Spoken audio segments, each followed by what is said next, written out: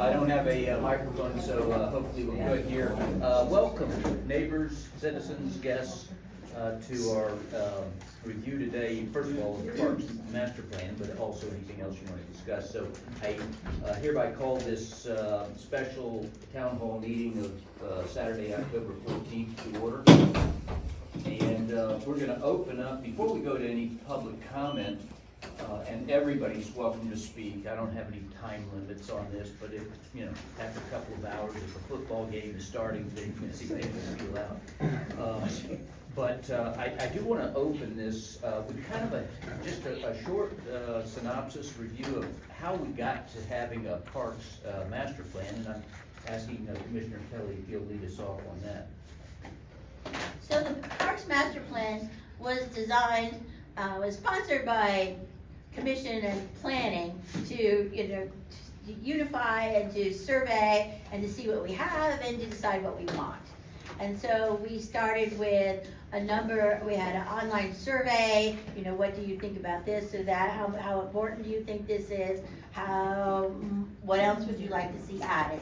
And then we had some charrettes, and when you go online under the community development program, you can see all the comments that we made, or not we, that you guys made at those charrettes about what you liked and what you didn't like. And then we sort of, you guys turned it into this marvelous survey of what each park has and what each park would like to have. And along with that, we established some objectives about protecting the environment, about addressing all levels of our membership. So we added more handicapped options. We've added more sidewalks, more crosswalks, all the kinds of things that makes our parks accessible and useful to the citizens. Now, it also recommends that we go through them every couple of years. I think it's 5 years, right? And here we are. It's time to open it up and take a look at it and see what we have and what you all would want. Okay? Thank you, Commissioner. Yeah, and I know we'll hear from a few pickleballers today and maybe tennis players as well, but it's noteworthy that when this plan was developed, pickleball was really not a big thing. Maybe some of the pickleballers would disagree with me, but it is a big thing today compared to 5 years ago. So that's important that we do look at revisions. We're going to start off. I'd like Amanda to ask you to kick it off with some comments and then some questions. All right, so good morning, everyone. I'm Amanda Askew, the Director of Planning, Community Development, and Building. Commissioner Kelly did a great job setting the scene. The Parks Master Plan came about. If you haven't seen it, it's a good document. And as she mentioned, we do need to go in and update it. Things change, the community changes, our needs change. But right now it's a good baseline. What we're hoping to do is get community input as to what we do next. One thing that was lacking in the Parks Master Plan was programming. So programming was not included, and we're looking for feedback on programming. We have the ARCS committee right now, and they hand out and distribute via commission several grants that help supplement some of our city programming. So we're looking for input. The thought process behind this is we don't want to create anything in a vacuum. We want to see what the community wants and what they want to see in the future. The Parks Master Plan is used for budgeting. So what we do is we take our Parks Master Plan, we sit down with Public Utilities, Public Works, and all the departments and figure out what we can fund. We use the CIP, which is our capital improvement program. It looks out 5 years, so oftentimes you'll see things in our Parks Master Plan that are 3 or 4 years out. The mayor did mention when we did it, pickleball was not as popular as it is now. And as part of that, we have converted or are going to be converting the tennis court at at Donner Park to pickleball. So we will be adding 4 new pickleball courts. I know there's a lot of pickle people here today.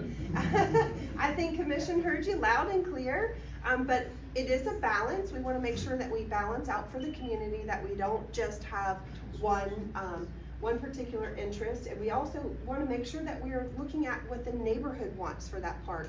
Our goal is to ultimately get people to bicycle and walk to the parks and get out of the cars. So the Parks Master Plan works in conjunction with our connectivity plan, which is how we get people from park to park and around our city. I've got some paperwork here that I'm going to distribute to you, and or you can always email us. We have multiple public meetings coming up. This is kind of our first meeting. Our next meeting is October 24th. 1 p.m. and 6 p.m. We've been hosting the same meeting different times during the day. We find we get different feedback from different folks. So the October 24th, you can mark your calendar as well. And then November 6th, we're gonna have another public meeting as well. You can always find our public meetings on our website, but we're just in the gathering phase. I wanna note a couple of important things since the Parks Master Plan. We have added bathrooms at Veterans Park. That was something that was really requested, and Commission found it in the budget to add that. That's probably a major accomplishment since our Parks Master Plan. The other accomplishment, the Parks Master Plan, is the Selva Preserve path. That was added with some minimal signage. And then you can go through, so what this sheet is basically kind of what the park said, it's a cheat sheet, what the community said they wanted and Commission agreed to, and the status of it. So we're looking to see, are these items still relevant? And do you want to see something else? So I think we're just now going to listen to feedback. I'm going to go ahead and pass these out. And please, at the bottom, you can return. I've got my email address, or you can leave it here. Okay? LaDavid, do we have, are you in possession of the people that signed in? Yes. How many do you have, just curious? Thank you. Okay, so here's the way we'll operate today. If you did not sign in, please make sure you sign in before you leave if you're speaking. Okay, if you didn't sign in but you're gonna speak, sign in when you leave so we have that of record. But I'm not holding back anyone who wants to speak today. Feel free. You don't have, there's no lectern to come stand at, so you can either stand at your chair, sit at your chair. I will, we don't have a timer, right? No, I think he's one on my phone. If you would, just as a guidance, there's no hard and fast on this today, but if you're gonna take 20 minutes, I'll probably ask you to stop at a certain point. So will everybody else. So anyways, we're gonna go ahead and just start off with the first person. We'll go through this, and then this is not a regular commission meeting. This is a town hall, so we're open for back and forth dialogue as we go. Go ahead, Liz. Mark Davenport. Hello, good morning, Commissioners. Mark Davenport. I'm an Atlanta Beach resident. I live off Terra Verde Drive. I just wanted to thank the Commission and the City of Atlantic Beach officials for putting $90,000 in the budget, the 2024 budget, and also Amanda for the very nice update on the expansion of the pickleball courts, taking over that tennis court at Donner Park. I wanted to speak in favor of it. As you can see from the number of pickleball players here, there's an immediate need for pickleball for all ages and aspects of the community, from young kids who are just picking up pickleball to older folks. And so we have a great pickleball community out there. It's very vibrant, 7 days a week. I say it's like Las Vegas, 24/365. There are people out there playing pickleball, but at the same time, we're respectful to residents. Many of the people who live in the immediate vicinity of Donner Park are pickleball players. We have, as a community, solicited feedback from the team, and the overwhelming feedback is they like the activity, they like the life at the pickleball and the interactions we have with this. Surprise to me, and that was an unnoticed item on Monday night to purchase property next to Veterans Park, which I am not opposed to, but it was brought up that we would use money that has been staffed and discussed with the public for the last 3 years, that we would take money away from a renovation expansion at the Baker Center. Try to do that in order to purchase or update this property. And I would ask you to back up a little bit on that, and remember that, and I'll send you a large packet of all the letters and resolutions that we sent to the city of Jacksonville for that.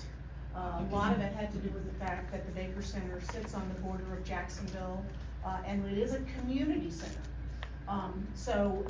This was taken to the art committee for recreation and programming. It was taken to the Mayor's Council on Health and Wellbeing. Both recommended it. And I just hope that you can find another way to fund this and then do the work that needs to be done process-wise to determine the best use, maintenance, whatever else needs to be done. I wanna thank Commissioner Kelly for always defending the process. We had a process to get this money from Jacksonville for the Baker Center, and I would ask you not to rob Peter to pay Paul. So in closing, I would just ask, because it's for people that aren't represented here, it's for kids and seniors primarily, who are not as willing to come out and speak. And I would just ask if Jacksonville has been contacted yet about this proposition, and I direct that to you, Mr. Mayor. Yes, I'll answer that. And thanks for bringing it up. Good job. And I Strategy for resilience.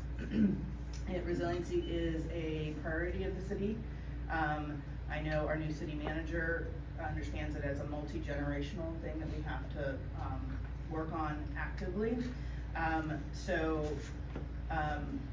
You know, my job with ESC is to take care of our maritime forest, our open spaces and parks, beautification, and environmental stewardship. Our job is to program your parks, listen, you know, educate, have you enjoying the parks.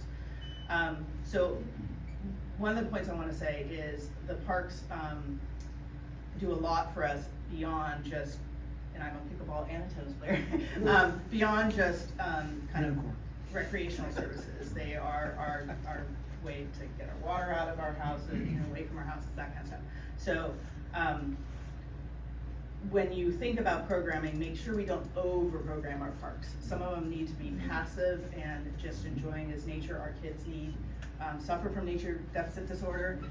So going out, and it's a thing, going out and hiking and being without, you know, balls flying or whatever. So that's one thing. What?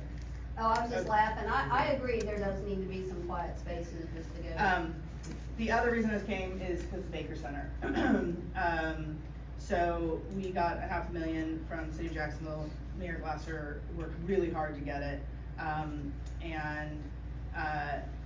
You know, the ESC, it's kind of been on its to-do list to also create the Baker Center as a resilience hub, which means it can be a place where when the power goes out, that kids can still go and get charged and get homework. It can be a resource center. It can be a cooling center during extreme heat. It's a much kind of a true community center in multiple ways. So in addition to, you know, safe place, all that kind of stuff. So we could be the first in Jacksonville with a resilience hub. And I think we can leverage the $500,000 for other additional dollars. So I really think it's very important. I think it's a higher need personally than you know, buying a new property when we're not sure we have a huge need. I also am concerned about money being taken from the Doris Street purchase, which I don't know what happened with the decision and whether they walked away. More I used to. Oh, but we got the extra 45 days. Yeah. Did we get it? No, I don't yes, know, yes, we did. Yes, okay, awesome. So, for those who don't know, Doris Street is, a purchase of it is to help with our stormwater and our resiliency and to reduce flooding of your properties. So for me, I would hate to see the money kind of that's allotted for that to go to a new building purchase right at this time. We really need to get out ahead of this compound flooding, quite frankly. And just a couple other things, also in the parks master plan is beach access, is our beaches, it's our marshes. So making those available, and then, you know, taking care of the trees in our parks. I really want to stress connectivity between our parks. The staff is working really hard, but keeping that as a priority. And I think I will stop there. Yeah.